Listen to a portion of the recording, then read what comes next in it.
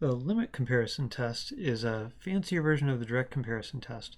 The intuition is if one series is a constant multiple of the other, of some other, so for example, a really simple case would be if we were like converting inches to centimeters by multiplying by 2.54 everywhere, right? Then if one series converges, you would expect the other one to, because it would just be 2.54 times as big. And if one series diverges, you would expect the other one to, because it would be 2.54 times infinity, for example. So we're saying if one is a constant multiple of the other, then if this sum converges, then that one converges, or vice versa, because this sum is just k times the b sub n terms, and you can move the k out front. Another way to think of it is to say, let's divide both sides by b sub n here. So a sub n or b sub n equals k. So sometimes we like thinking about things in terms of, is the ratio some constant number? Do you think there's any exceptions to this concept? Anything that could mess up this whole system?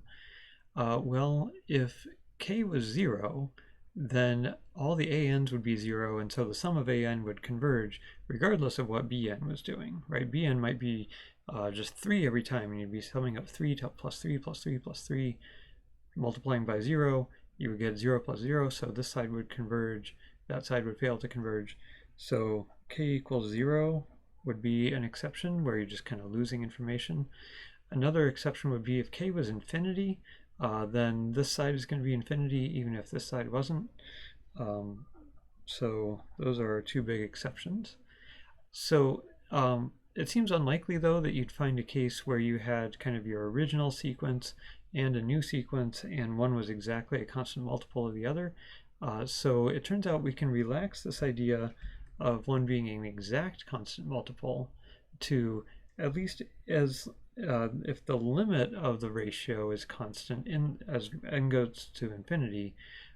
So if that limit exists, if it does, we'll call its value L, then either both the series converge or both series diverge.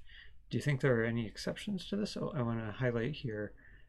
Up here we were talking about constant multiple, but then we said, well, the ratio of one to the other could be constant, so that's what we're writing here.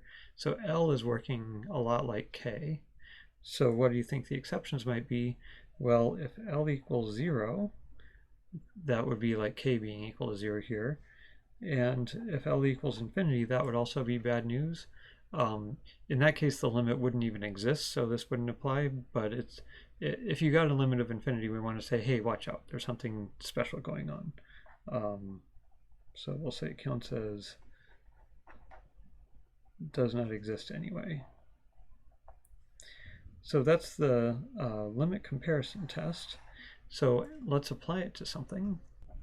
So let's work on this problem. It's the same one as before in the previous video. We'll use the same logic to come up with the new series we want to, or sequence we want to test it with. But now we need to find this limit of this ratio.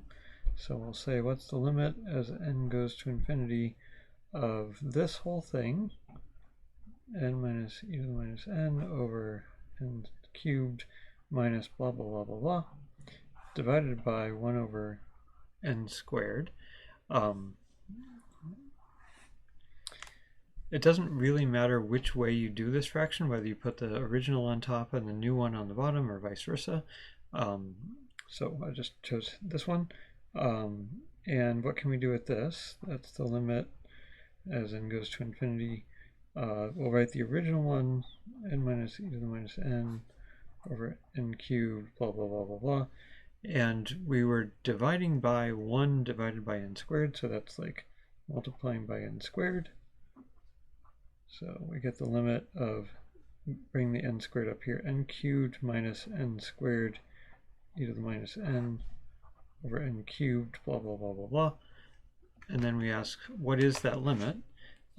You might recognize this as something you can use L'Hopital's rule on. It would have to be 3 times. And you would get 1.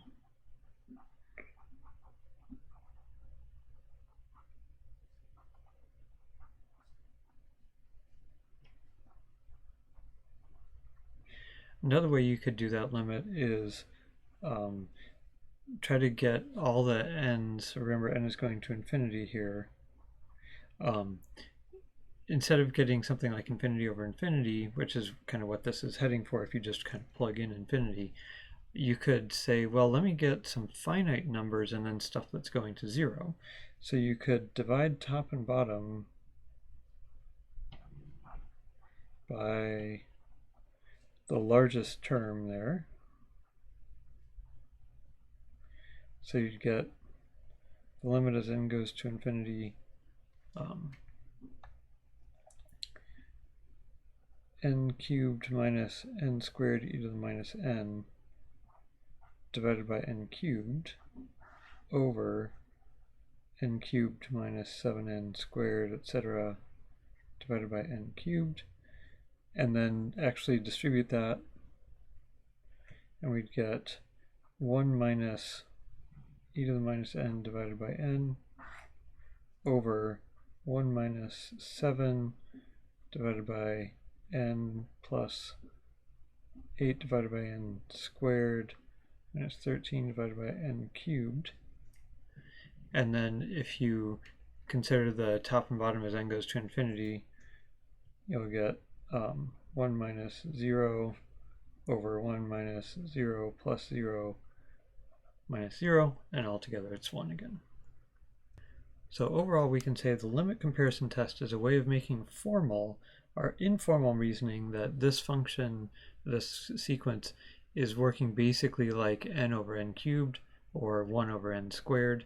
And then, we didn't finish this, did we? So because this limit is 1, which is not 0 and not infinity, and the limit exists, that means that both the new sequence, 1 over n squared, new series, 1 over n squared, and the original either both converge or both diverge. And so the since we know that 1 over n squared series converges by the p-test with p equals 2, then we know that this series converges as well.